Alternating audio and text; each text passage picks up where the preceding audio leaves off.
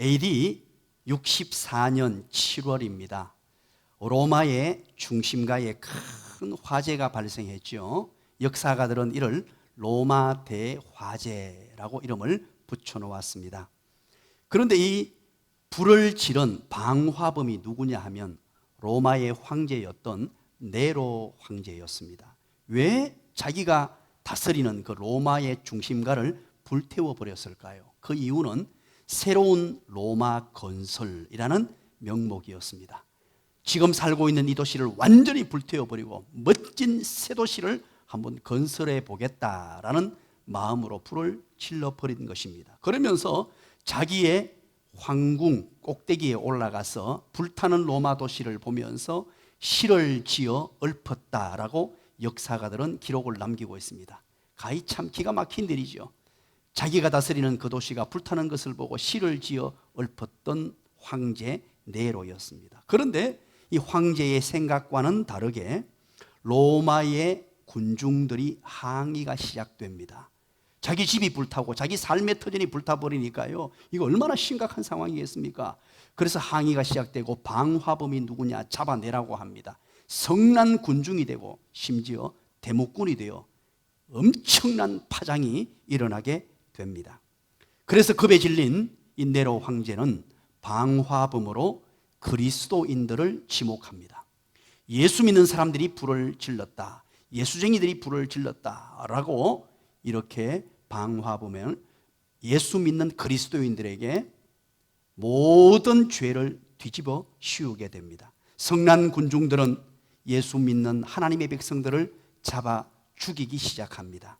로마의 원형 경기장으로 끌고 가서 사자밥이 되도록 합니다. 십자가에 참수를 시키기도 하고요, 야생동물의 밥이 되게 하기도 하며 또 몸뚱이를 갈기 찢어서 죽이는 처참한 자리에까지 이르게 됩니다. 심지어는 우리 예수 믿는 사람들을 인간 횃불로 만들어서 큰 나무 막대기에 꽂아서 불에 태워서 인간 횃불로 사용하는 이런 어처구니 없는 일들도 일어나게 됩니다.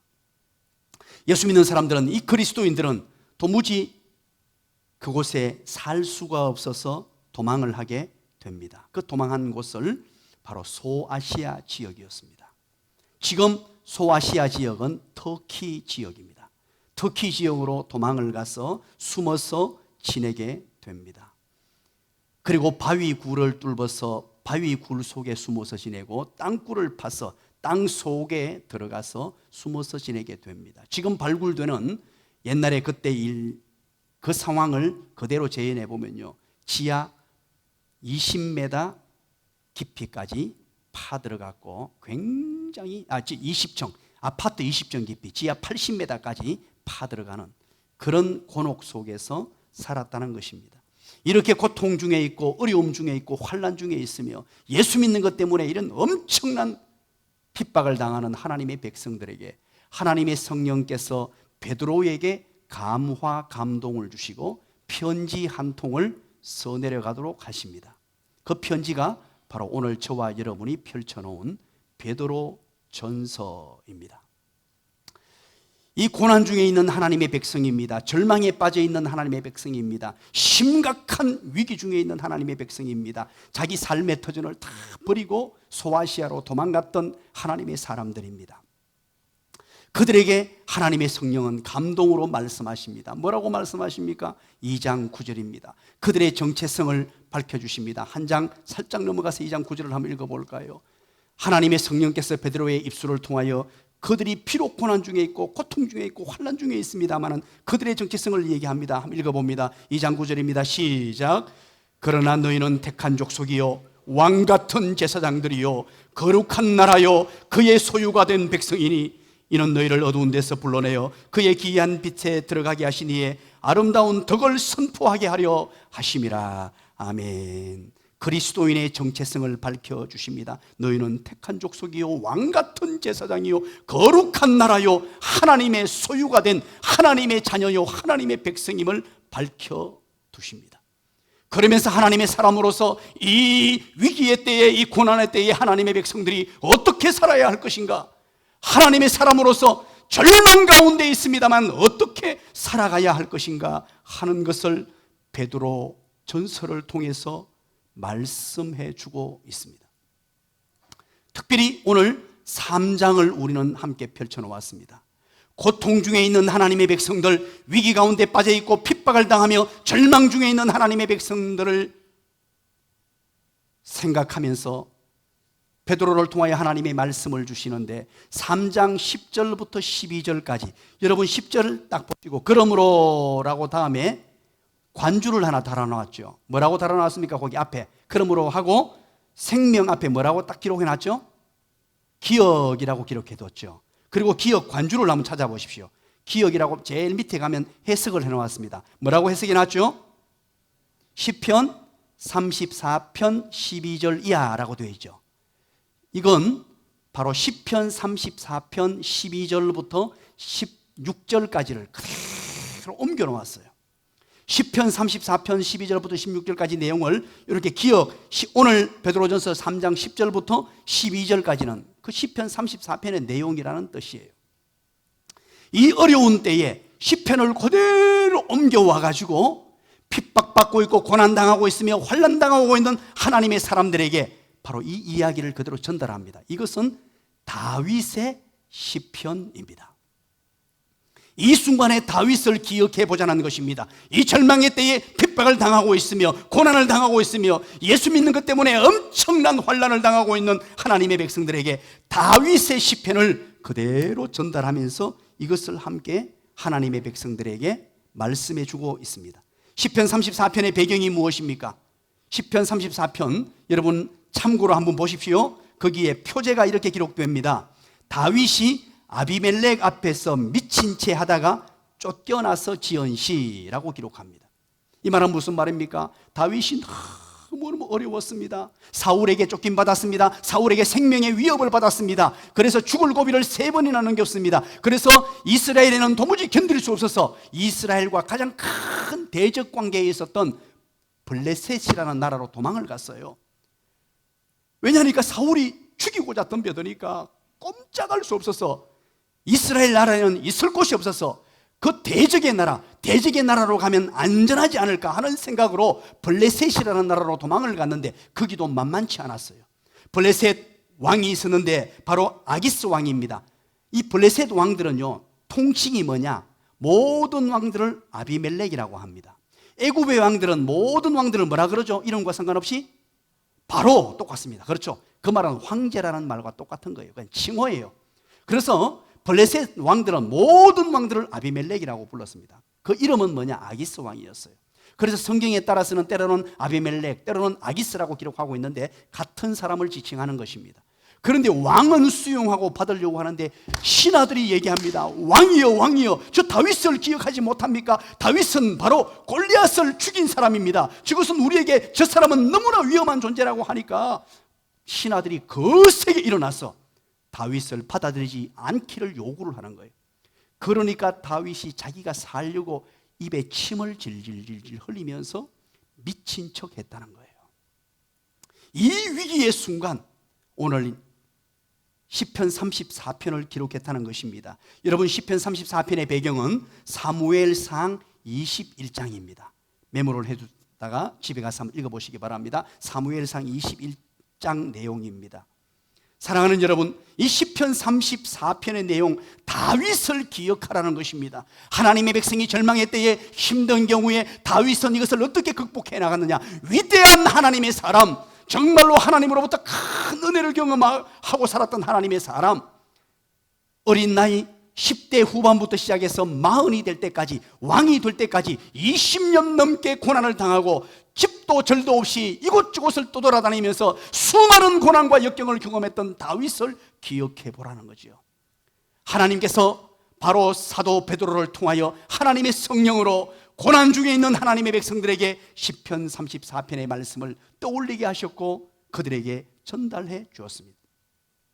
그래서 이 시편 34편은요 초대교회에 세례문답을 할 때 이걸 사용했어요. 시편 34편을. 그리고 또 초대교회에 찬송가로 불렀습니다. 찬송가. 그러니까 초대교회에서는 초대교회 성도들이 고통을 당하고 어려움을 당하고 힘든 경우를 많이 경험했단 말이에요. 그럴 때마다 시편 34편의 말씀을 떠올리면서 하나님의 은혜를 누렸다는 것이에요. 그렇다면 여러분, 오늘 이 내용의 말씀이 무엇일까요? 오늘 이 시대에 사는 저와 여러분이 어떻게 이 말씀을 받아야 할까요? 우리 3장 10절을 다시 한번 읽어봅니다. 다 같이 그런 생각을 가지면서 한번 읽어봅니다. 시작. 그러므로 생명을 사랑하고 좋은 날 보기를 원하는 자는 혀를 금하여 악한 말을 거치며 그 입술로 거짓을 말하지 말고. 절망 가운데 있고 고통 가운데 있는 초대교회 하나님의 백성들에게 말합니다. 베드로는 하나님의 성령의 감동으로 말합니다. 생명을 사랑하고 좋은 날 보기를 원하는 자는, 이렇게 말합니다. 생명을 사랑한다라고 하니까 그냥 우리말로 생명이라고 번역이 되어 있는데 이것은 조엔이라는 헬라어를 사용합니다. 조엔, 영적 생명, 즉 구원을 말하는 것입니다. 영원한 생명을 사모하고 사랑하는 자, 영원한 구원을 사모하고 사랑하는 자, 완벽한 하나님의 나라 천국을 사모하고 사랑하는 자, 이렇게 기억하시면 되겠습니다. 그러면서 뭐라 그럽니까? 영원한 천국을 사모하고 영원한 구원을 사모하는 사랑하는 자가 좋은 날, 이건 아가다스라는 단어입니다. 좋은 날. 이것은 공동 번역에서는 행복한 날이라고 번역을 해놓았습니다. 같은 뜻입니다. 복된 날, 행복한 날, 좋은 날, 이렇게 번역해도 됩니다. 그렇다면 정말로 행복한 날, 복된 날, 오늘 여기에서 특별히 베드로전서에서 말하는 가장 복된 삶, 행복한 삶, 좋은 인생은 어떤 인생일까요?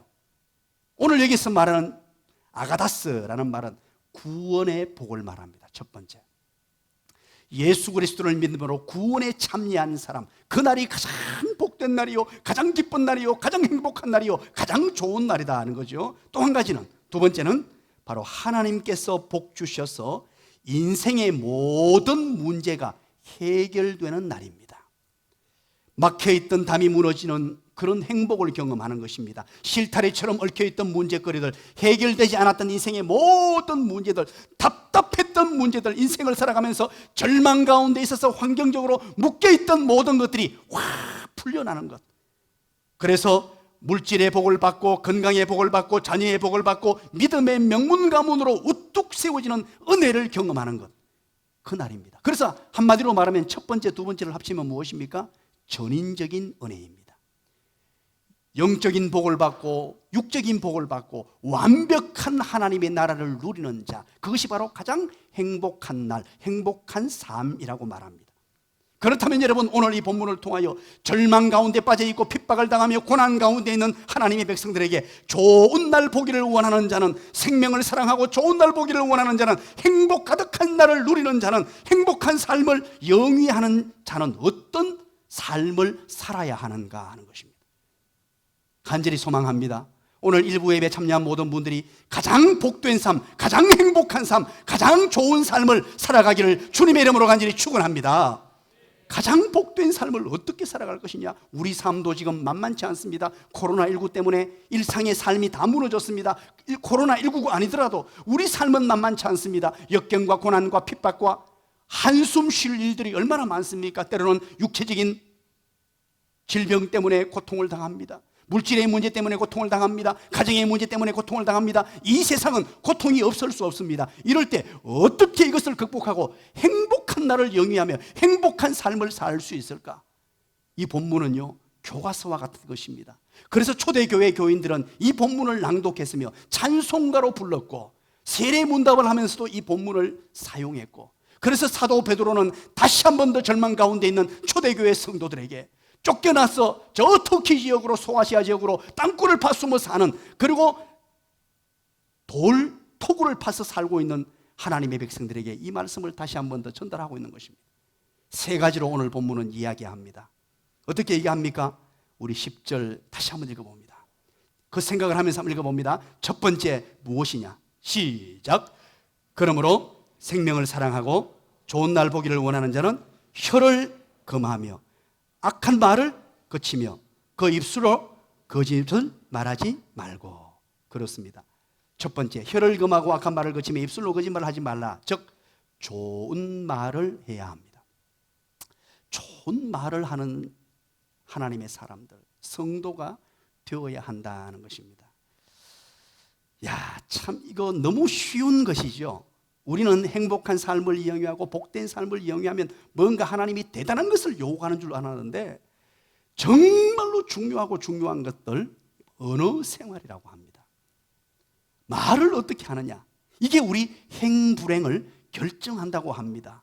특별히 고난의 때에 우리는요, 언어를 정말 조심해야 됩니다. 본능적으로 본성적으로 터져나오는 얘기는 뭡니까?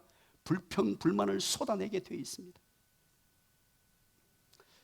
오늘 본문을 통하여 혀를 검하여 악한 말을 거치며 그 입술로 거짓말을 하지 말고 혀를 검하여 악한 말을 거치며라고 했습니다. 이 말은 무슨 말입니까? 남에게 해를 끼치는 말을 해서는 안 된다는 뜻입니다. 시비를 건다든지 남을 비난한다든지 악담을 한다든지 중상모략하는 말을 해서는 안 된다는 말입니다.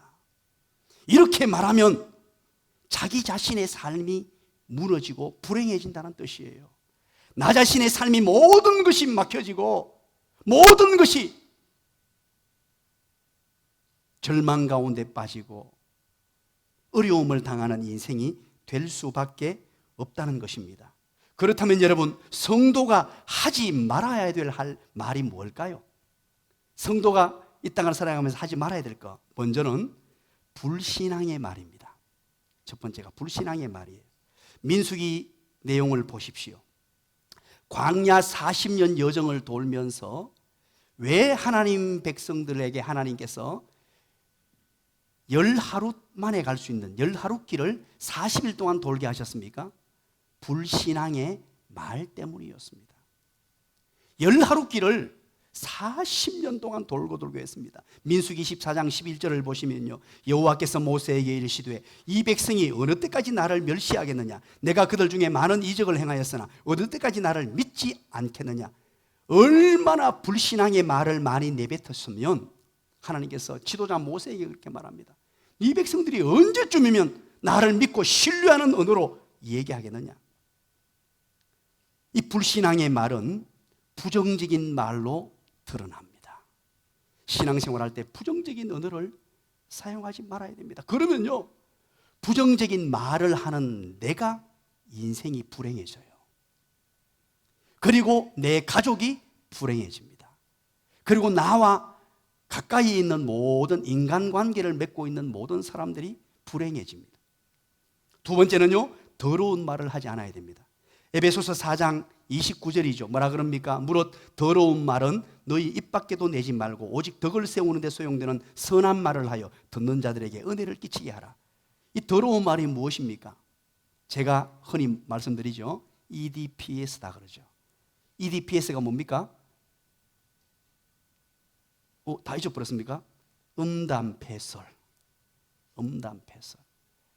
우리 예수 믿는 사람들은 절대 입술에서 음담패설이 나오면 안 됩니다. 요즘 아이들은요, 입만 떼면은 10원짜리가 그냥 막 입에서 나오더라고요. 그게 뭐 당연한 이야기처럼 우리 10대 아이들 얘기를 들으면서 제가 깜짝 놀랍니다. 너무 쉽게 입에서 아무렇지도 않게 얘기를 내뱉는 것을 보게 됩니다. 우리 하나님의 백성들은 이 음담패설을 하면 안 됩니다. 그리고 세 번째는 비난하고 비판하는 말을 하면 안 됩니다. 험담하는 말이죠. 민수기 12장 1절에 보면요, 모세가 구스 여자를 취하였더니 그 구스 여자를 취하였으므로 미리암과 아론이 모세를 비방하니라. 그렇죠. 비방할 만한 충분한 이유가 되죠. 모세가 왜요? 구스 여자, 이방 여자를 취했습니다. 그래서 그의 동생들이 비방한 거예요. 동생과 형이죠. 아론과 바로 미리암이죠. 그런데 하나님께서 이 비방하는 것을 기뻐하시지 않았습니다. 미디암에게 어떤 일이 벌어졌죠? 나병이 걸려버렸잖아요. 나병이. 이런 비난하고 비판하고 험담하는 것을 하나님이 너무너무 좋아하지 않는다는 것입니다. 야고보서 4장 11절입니다. 형제들아 피차에 비방하지 말라. 형제를 비방하는 자나 형제를 판단하는 자는 곧 율법을 비방하고 율법을 판단하는 것이라. 네가 만일 율법을 판단하면 율법의 준행자가 아니요 재판자로다 라고 말합니다. 그래서 우리는 비난하고 비판하는 말을 하지 말아야 됩니다. 개구쟁이 한 소년이 있었습니다. 이 소년은 얼마나 우리말로 하면 별난 아이였는지 모릅니다. 그래서 사람들이 그렇게 말합니다. 저런 녀석이 커서 무엇을 하겠노 하면서 고개를 절레절레 흔들었다고 합니다. 사고만 쳤다 하면 바로 이 개구쟁이 소년의 이름이 털 거명이 됩니다. 얼마나 개구진 아이였는지 모릅니다. 그런데 어느 날 그 아이의 할머니가 개구진 그 소년에게 이런 얘기를 했다고 합니다. 너는 말을 잘할 뿐 아니라 특별히 사람을 끄는 매력이 있으니 그것을 잘 활용하면 정말 훌륭한 인물이 될 거야. 모든 사람이 손가락질하고 저 아이가 커서 뭐가 될는지 하고는 쩌쩌쩌 그러고 손가락질하는 아이인데 할머니가 그 아이를 인정을 해줬습니다. 너는 말을 너무너무 잘하고 사람들에게 매력을 끄는 존재니까 그걸 활용하면 앞으로 큰 인물이 될 거야. 그런데 그 말을 듣고 아이가 용기를 얻어서 결국은 위대한 하나님의 사람이 되었습니다. 그 사람이 누굴까요? 훌륭한 사람이 되었습니다. 빌리 그레함 목사님입니다. 한 세기를 이끌어갔던, 우리나라에도 우리 80년도에 와서 난리가 났죠. 80년도, 84년 나는 찾았네 해서 어마어마한 부흥의 역사를 이끌었던, 심지어 그의 아들이 2007년도에 그의 빌리 그레함 아들 2세가 부산에 와서 또 엄청난 집회를 했잖아요. 위대한 하나님의 사람으로 세워졌다는 것입니다. 그리고 또 한 가지는 원망하고 불평하는 말을 하면 안 됩니다. 민수기 14장 27절에 나를 원망하는 이 악한 회중을 내가 어느 때까지 참으랴. 이스라엘 자손이 나를 향하여 원망하는 바 그 원망하는 말을 내가 들었노라. 하나님이 그 원망하는 말을 다 듣고 계신다는 것이죠. 고린도전서 10장 10절입니다. 저희 중에 어떤 이들은 원망하다가 멸망시키는 자에게 멸망하였나니 너희는 저와 같이 원망하지 말라. 원망하다가 멸망을 당했다는 것입니다. 빌립보서 2장 14절입니다. 모든 일을 원망과 시비가 없이 하라. 야고보서 5장 9절입니다. 형제들아 서로 원망하지 말라. 그리하여야 심판을 면하리라. 보라 심판자가 문 밖에서 계시느니라. 우리는 하나님이 주신 엄청난 특권 언어, 이 말을 어떻게 활용하느냐에 따라서 행불행이 나누어집니다. 하나님의 은혜를 듣고 하나님의 능력을 경험하며 하나님의 사람으로, 위대한 하나님의 사람으로 살아가느냐 그렇지 못하느냐는 바로 이 우리 입술에 달려있다는 말입니다. 김정준 박사님이 쓴 책이 있습니다. 삶에 이르는 병이라는 책이에요. 좀 오래된 책입니다. 이 책을 보면요, 거기에 이렇게 서술을 하고 있습니다. 원망과 불평이 독약이다라고 정의를 내립니다. 참 재밌게 정의를 내렸습니다. 그러면서 이분이 결핵 환자로 병원에 있었을 때 이야기를 에피소드로 소개합니다. 이때 당시는 옛날이기 때문에 결핵 환자는 불치병이었습니다. 수많은 결핵 환자들과 함께 거기에서 있었는데 원망하고 불평하는 환자들은 계속 죽어나간다는 것을 발견했습니다. 자기가 그것을 그 자리에서 목격을 한 거예요. 그리고 희망의 말을 하고 감사의 말을 하는 자는 궁극적으로 회복되는 것을 보게 되었다 하면서 그의 책에서 저술을 하고 있습니다. 그러면서 뭐라 그러느냐, 비방과 원망은 사람을 죽인다라고 그는 책에서 얘기합니다. 참으로 동의가 됩니다. 비방과 원망의 말은 사람을 죽입니다. 비방과 원망하는 것만큼 사람에게 스트레스를 주고 힘겹게 만드는 것은 없습니다. 먼저 말하는 자신이 죽고 듣는 사람도 함께 죽게 됩니다. 막시무스가 지은 지구에서 인간으로 유쾌하게 사는 법이라는 책이 있습니다. 이 책은 참으로 재미있는 서술 내용이 기록되어 있는데 한 챕터의 제목, 이제 소제목이 이렇게 책에 기록되어 있습니다. 그 중에 한 가지가 충고라는 챕터가 있습니다. 충고라는 챕터에서 이런 얘기를 합니다. 충고, 절대로 하지 마라. 그렇게 말합니다. 그래서 이게 뭐냐 하고 제가 읽어보았습니다. 도대체 왜 충고를 하지 말라고 하느냐? 이 막시무스가 얘기하는 것입니다. 정말 충고가 필요한 인생이라면 충고를 듣지 않는다. 충고가 필요 없는 인생이라면 충고하지 않아도 스스로 잘 알아서 할 것이다. 충고하건대 누구에게도 충고하지 말라. 그렇게 얘기하고 있어요. 그러면서 뭐라 그러는 줄 아십니까? 이 충고와 책망은 관계를 무너뜨린다라고 말합니다. 충고한 대로 그대로 수용하는 것이 아니고 정말로 사랑하는 마음으로 충고해줘도 그것을 달갑지 않게 받아들이면서 어떻게 받아들이느냐? 아무리 좋은 말로 충고해줘도 나는 당신이 싫어라고 받아들인다는 것입니다. 나는 당신이 너무 싫어. 나는 당신이 마음에 들지 않아. 나는 당신 얼굴도 보기 싫어. 이렇게 받아들인다는 것입니다. 그 내용과 상관없이, 어느 내용과 상관없이, 전달하는 사람의 마음과 상관없이 그렇게 받아들인다는 거예요. 참으로 고개가 끄덕여집니다. 제가 목회를 해보면서 저는 인간관계를 맺고 사는 사람이잖아요. 참으로 고개가 끄덕여집니다. 여러분, 자녀를 양육하면서 제가 우리 상담을 많이 합니다. 자녀 문제 때문에 엄청난 많은 상담을 합니다. 그런데 부모들이 자식을 너무너무 사랑하잖아요. 너무 사랑하는데 왜 자식들이 상처를 받고 자식들이 어려워할까요? 이 통계에 보면요, 90% 이상이 마음의 상처를 가지고 심각한 문제가 있는 사람들은 부모에게 상처를 받아요. 왜 그러냐니까 부모가 악담을 해서 그런 게 아닙니다. 못되게 말해서 그런 게 아닙니다. 바로 충고한다고 아이들을 계속해서 공부 열심히 해라, 이래라 저래라 한 것이, 이 아이들은 아빠는 널 싫어해, 엄마는 널 미워해, 네 얼굴도 보기 싫어, 이렇게 받아들이는 거예요. 그래서 그 아이들의 삶이 무너지는 것입니다.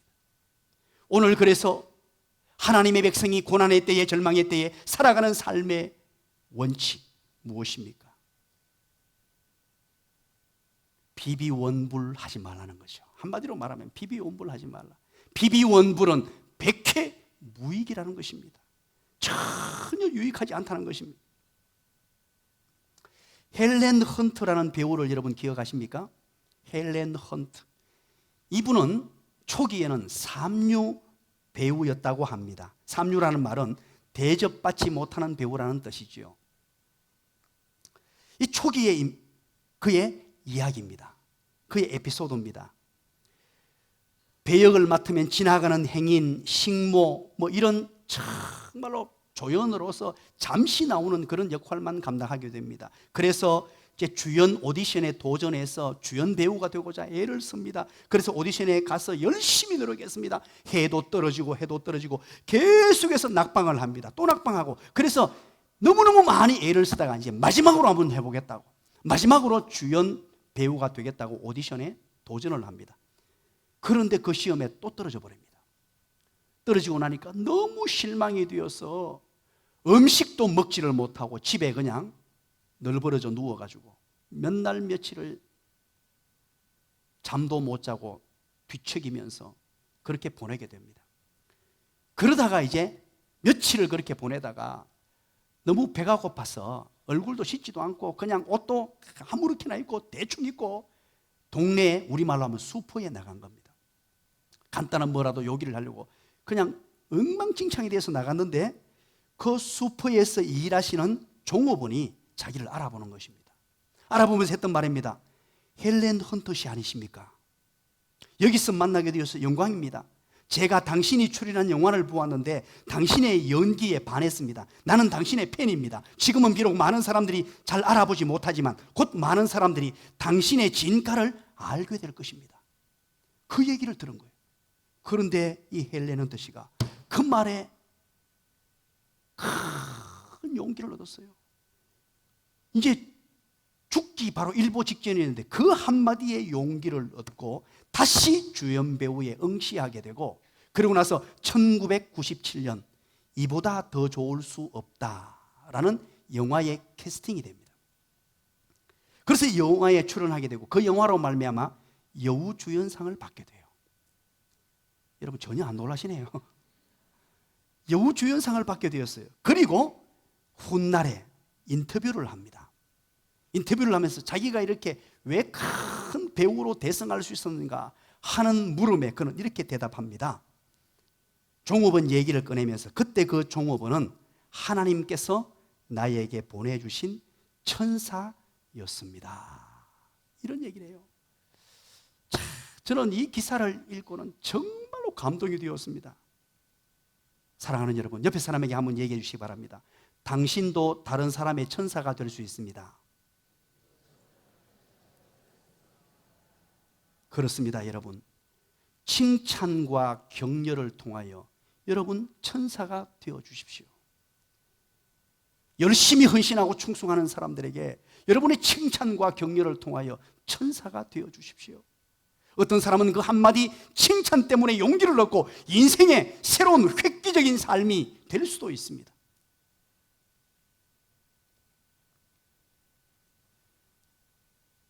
우리는 묶는 말이 있고 푸는 말이 있습니다. 묶는 말, 푸는 말. 묶어버리는 말은 비비원불입니다. 사람을 묶어버려요. 옥죄어버립니다. 이것 하면요 꼼짝을 못해요. 주눅들게 만들고 힘들게 만들고 사람의 용기를 꺾어버리고 희망을 꺾어버리는 말이 비비원불입니다. 그러나 푸는 말이 있습니다. 칭위격감입니다. 막혀있던 것을 다 열어주고 묶여있던 것을 다 풀어주며 용기를 잊고 사는 사람들에게 용기를 주는 것, 이게 바로 칭위격감입니다. 여러분, 때로는 밤중에도 선글라스를 한번 껴보십시오. 제가 지난번에 말씀드렸죠. 밤중에 집에 들어갈 때 특히 남자분들 선글라스를 끼고 들어가십시오. 이유는 여러분 아시죠? 집에서 아내가 아니 밤중에 왜 선글라스를 끼고 왔냐고 묻거들랑 당신의 미모가 너무 눈부셔가지고 그렇게 선글라스를 꼈다고 한번 해보십시오. 남편분들 아무도 고개 끄덕 안 하시는데 여러분, 그 한마디 푸는 말이 가정을 화목하게 만들고 부부관계를 회복시켜요. 별것 아닌 것 같지만 우리 예준이가 휴가를 지금 한 9개월 만에 나왔습니다. 군대에서 9개월 만에 나온다는 것은 1년 9개월이 군 생활인데, 그러니까 오랫동안 코로나 때문에 나오질 못했습니다. 이제 말년병장이 되었어요. 나와서 이제 그동안 얘기를 하지 않았습니다. 어깨가 너무 아팠는데, 어깨가 아파가지고 고생을 했는데 부대에서도 뭐 얘기도 하지 않고 그걸 참고 있었습니다.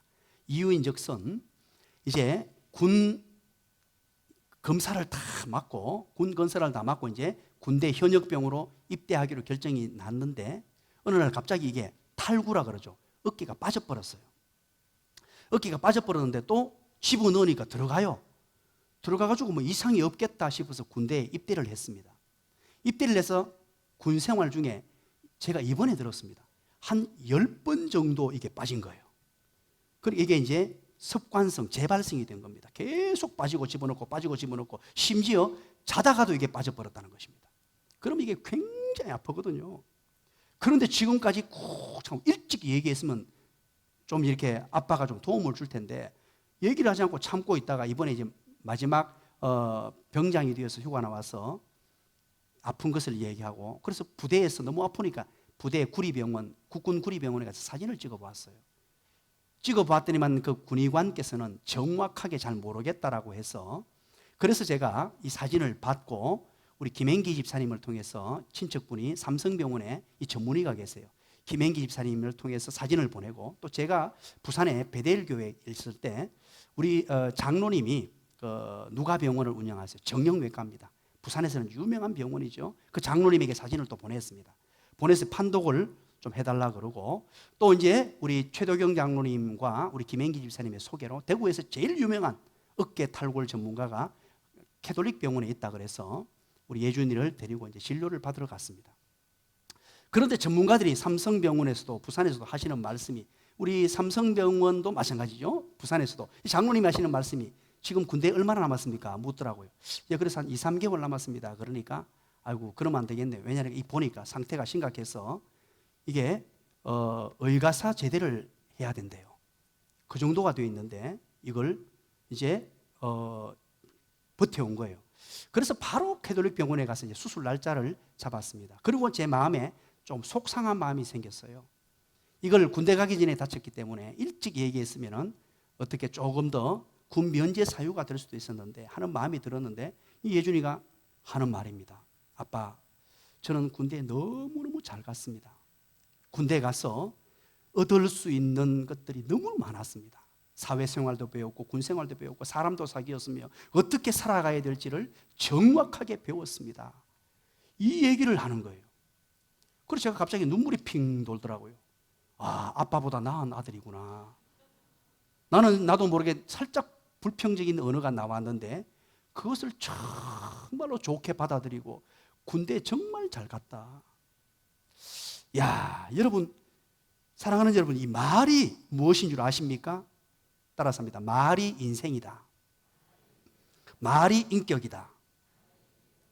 말이 달라지면 인생이 달라집니다. 그의 인격을 보려면 말하는 법을 보십시오. 그의 됨됨이를 보려면 어떤 말을 하는가를 보십시오. 정확합니다. 두 번째는 11절입니다. 다 같이 읽습니다. 시작. 악에서 떠나 선을 행하고 화평을 구하며 그것을 따르라. 좋은 행동을 해야 합니다. 악에서 떠나 선을 행하라 라고 합니다. 행동이죠. 행동. 화평을 구하며 그것을 따르라. 행동입니다. 말도 중요하지만 정말로 행동이 중요합니다. 좋은 행동을 해야 합니다. 고난의 때에 하나님의 백성들은 어떤 행동을 하느냐? 선을 행하라고 합니다. 선한 일들을 행하라고 합니다. 어려울 때일수록 여러분 더 많이 신경 써야 될 게 어려울 때일수록 누가 더 어려우냐? 가난한 사람이 더 어렵습니다. 어려울 때일수록. 어려울 때일수록 누가 더 어려우냐? 약자들이 더 힘듭니다. 똑같은 어려움이라면요, 비교적 약자들이 더 큰 어려움을 당하고 있어요. 그래서 우리는 어려울 때, 고난의 때에 시선을 먼저는 하나님께로 향하고 또 한 곳은 약자들을 향해야 돼요. 그래서 선한 일을 행해야 됩니다. 선한 일을 하려고 애를 써야 돼요. 우리 교회에 어려운 사람은 없는가? 힘든 분은 없는가? 이 어려운 때, 코로나19 때에 우리가 도와야 될 부분은 없는가? 날마다 이것을 신경 쓰는 자가 되어야 돼요. 그러면서 뭐라 그럽니까? 화평을 구하라라고 합니다. 화평을 행하라고 합니다. 여러분, 중요한 것이 화평, 피스, 평화입니다. 샬롬입니다. 하나님의 사람들은 피스메이커가 되어야 돼요. 화평의 사람이 되어야 합니다. 지난번에 제가 말씀을 드렸습니까? 로마 황제들의 평균 수명이 35세라 그랬죠. 기억하시죠? 그렇게 잘 먹고 모든 거 누르는데도 평균 수명이 35세였고요. 조선시대, 조선의 왕들을 다 조사를 해봤더니만 평균 수명이 43세 혹은 44세였다고 합니다. 그런데 왜 이렇게 일찍 죽었느냐? 모든 거 다 누리고 살았는데 왜 일찍 죽었느냐? 스트레스 때문이었다고 합니다. 마음의 병이었다고 합니다. 여러분, 그런가 하면 2차 세계대전 때 수많은 사람들이 죽었습니다. 전쟁통에서 칼이나 총에, 무기에, 전쟁에서 직접 죽은 사람들은 30만 명밖에 되지 않는다고 합니다. 30만 명. 그러나 전쟁 이후에 전쟁의 공포 때문에 심장병으로 정신질환으로 앓다가 죽은 사람들, 전쟁 후유증으로 그 스트레스 때문에 죽은 사람들이 300만 명이 넘는다고 합니다. 이 마음의 문제죠. 이 평화의 문제입니다. 평강의 문제입니다. 예수님께서 부활하신 직후에 제자들에게 나타나셔서 첫 하신 말씀이 뭡니까? 우리에게 가장 필요한 것이 무엇인 줄 아시고 첫 제자들에게 하신 말씀이 이렇게 말씀하셨어요. 너희에게 평강이 있을지어다. 바로 평안을 얘기했습니다. 샬롬을 얘기했습니다. 여러분, 평강, 이 화평, 마태복음 5장 9절입니다. 화평케 하는 자는 복이 있나니 저희가 하나님의 아들이라 일컬음을 받을 것이요, 화평케 하는 자라야 하나님의 아들로 인정된다는 뜻입니다. 예수 믿는 자로 인정된다는 것입니다. 불화하는 자들은 마귀의 자식이 되는 것입니다. 교회 안에서 여러분 야당이 있습니까? 간혹 이거 생각을 세속화가 돼서 교회 안에서도 자꾸 야당을 만들려고 그래요. 왜 그러냐니까, 안 그러면 뭐 장로님들이 독주하고 목사가 독재하고 뭐 이런 논리를 갖다 댑니다. 참, 교회를 몰라도, 성경을 몰라도, 성경 어디에 그런 게 있어요? 성령의 매는 줄로 하나가 되라 그래요. 목사도 하나님 말씀에 철저하게 무릎을 꿇고 고개 숙여야 돼요. 어떤 목사, 어떤 대단한 목사일지라도 하나님 말씀에 나는 두 말 하지 말고 무릎 꿇고 아멘 따르겠습니다 순종하는 자가 되어야 되고, 우리 장로님들도, 우리 집사님들도, 권사님들도, 모든 목자들도, 직분자들도 하나님의 말씀이라면 무릎을 꿇고 성령의 매는 줄로 하나가 되어 하나된 공동체로서 하나님의 영광을 위해 달려가는 거예요. 말씀에 하나가 되는 거예요. 그게 무슨 야당이 있어요? 교회는 하나님의 말씀으로 하나 되는 공동체입니다. 믿으시기를 간절히 축원합니다. 그래서 모든 사람들은 피스메이커가 되어야 돼요. 분열하거나 다툼을 만들거나 교회를 하나됨을 해치면 안 됩니다. 어려울 때일수록 철저하게, 가정도 마찬가지예요. 가정도 아내의 약점, 남편의 약점은 어떻게 받아들이느냐? 내가 도와줘야 될 거예요. 그것은 내 사랑스러운 아내를 도와줘야지, 내 존경하는 남편을 도와줘야지. 그 약점을 그렇게 받아들여야 돼요. 마지막 세 번째입니다. 12절 다 같이 읽습니다. 시작. 주의 눈은 의인을 향하시고 그의 귀는 의인의 간구에 기울이시되 주의 얼굴은 악행하는 자들을 대하시느니라 하였느니라. 아멘. 이 공동번역에서 이렇게 번역하고 있습니다. 주님은 올바른 사람들을 굽어보시고 그들의 간구를 들어주신다. 그러나 악을 행하는 자들은 노려보신다. 이렇게 번역을 해놓았어요. 좀 더 쉽게 번역이 되어 있죠. 그렇습니다. 세 번째는 간구해야 합니다. 기도해야 한다는 말이죠. 절망의 때에, 고난의 때에 하나님의 택한 백성들이 행복한 삶을 누리고 좋은 날을 누리기 위해서는 기도해야 됩니다. 왜 이 순간에 베드로전서에서 다윗을 넣었을까요? 다윗의 시편을 인용하고 있을까요? 그 이유는 다윗이 기도하는 사람이었기 때문입니다. 여러분, 다윗을 소개하고 있는 사무엘서를 한번 읽어보시기 바랍니다. 다윗의 이름이 등장하면요, 거기에 조사가 붙습니다. 어떻게 해요? 간구하더니, 기도하더니, 구하여, 아뢰여, 이런 단어들이 계속해서 반복됩니다. 다윗의 그 절망과 고통과 어려움의 삶 가운데 다윗이라는 이름이 등장하면 계속해서 간구하고 기도하고 구하고 아뢰고 하나님을 찾았다는 내용이 계속해서 등장합니다. 이것이 다윗이 다윗에 의한 위대한 하나님의 사람으로 세워지게 된 배경입니다. 우리 또한 어려움을 당할 때에 기억할 수 있어야 합니다. 기도를 선택해야 합니다. 따라서 합니다. 기도하면 됩니다. 하나님이 하십니다. 기도하겠습니다. 하나님 아버지 고맙습니다. 감사합니다. 오늘도 거룩하고 복된 주님의 날을 우리에게 허락해 주시고 이렇게 절망의 때에, 고통의 때에 살아가는 삶의 비결을 말씀해 주시니 감사합니다. 어떤 상황, 어떤 조건 가운데서도 좋은 언어 습관, 좋은 말을 하게 하시고 좋은 행동, 선한 일을 행하게 하시며 피스메이커가 될 수 있도록 하나님의 백성들을 지켜주시고 보호하시고 인도하여 주시옵소서. 뿐만 아니라 기도에 힘쓰는, 그래서 부르짖어 기도하는 하나님의 사람들로 우뚝 세워질 수 있도록 인도하여 주시옵소서. 예수님 이름으로 기도드리옵나이다. 아멘.